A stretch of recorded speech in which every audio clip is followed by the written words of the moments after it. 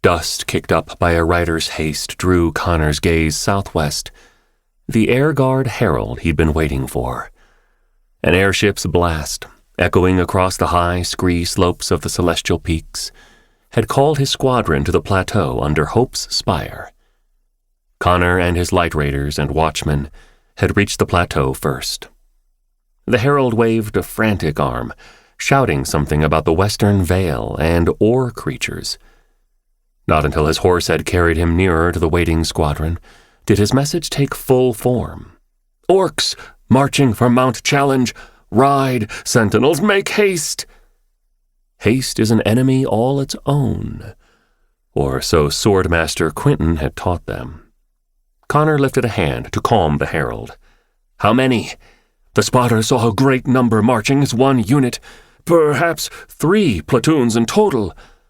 4 or more times our number, Connor said, reaching to his belt for the horn that had long ago replaced the shepherd's whistle he once carried. "Not the best odds." He turned and blew a hard note to send the call farther eastward, sped on its way by a prayer. He nodded to his troops. "To the Western Vale!" Teegan launched the falcon from her arm and circled their small force of cadets and watchmen. "You heard him. Form up!"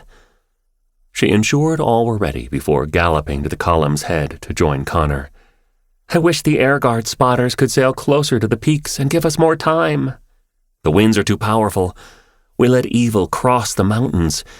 Now our flyers must suffer the same hardships that barrier imposed on our dragon enemies."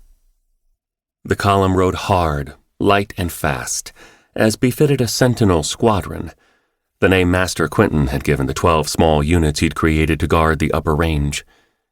Too small for Connor's taste. Their numbers were few and their recruits inexperienced. "How many do you think?" Teegan asked, as if reading his thoughts. 60, if the herald got the spotter's message right.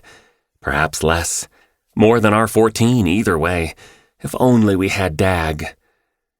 The big miner was worth 3 or more in a close fight.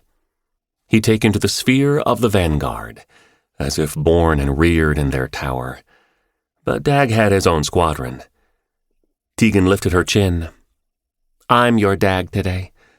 I'll take your share of the fighting if you're not up to it." Her jest changed the grim press of his lips to a grin. "Don't be foolish. I'll take yours." Connor gauged the countenances of their troops.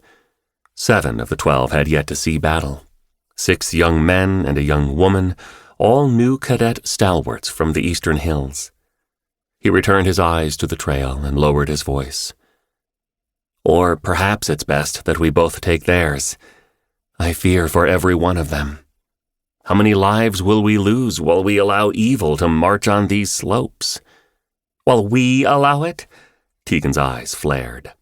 "Don't the scrolls tell us the rescuer is sovereign?"